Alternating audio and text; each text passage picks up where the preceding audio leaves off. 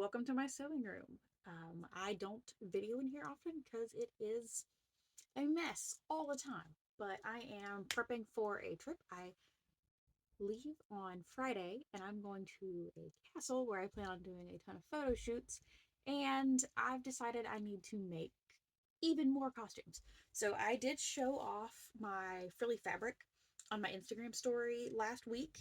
I have made a really cool Renaissance chemise, which is like a fancy sheer nightgown out of it.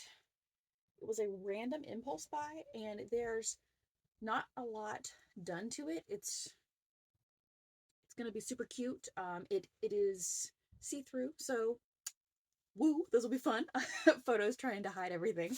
I'm going to make an entire new gown. I'm going to go very Tudor era, but it's also going to be like some Ren Fair twists because it's not going to be historically accurate. I have like 4 days tops to get it done. I'm also making a princess dress that I'm actually using this sheer curtain to make. This was a curtain at my parents' house years ago, and I've come across it. For some reason I decided to keep it because it's cool.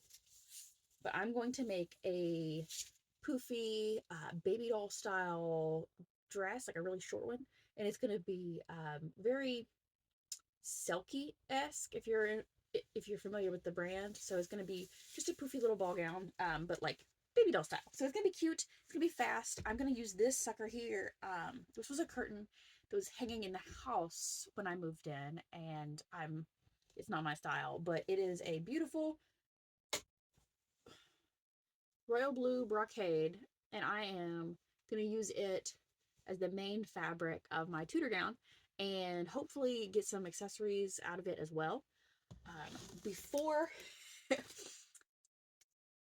before I go, I'm going to do something even crazier, and I'm going to make my Red Sonja appropriate, more appropriate.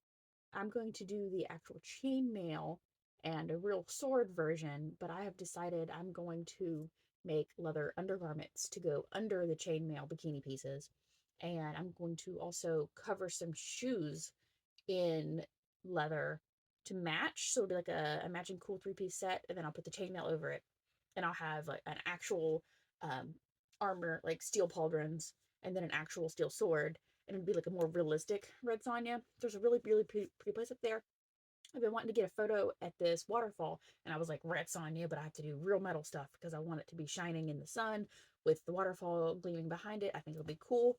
But with all of these costumes and all of these ideas and not all of this time, I have decided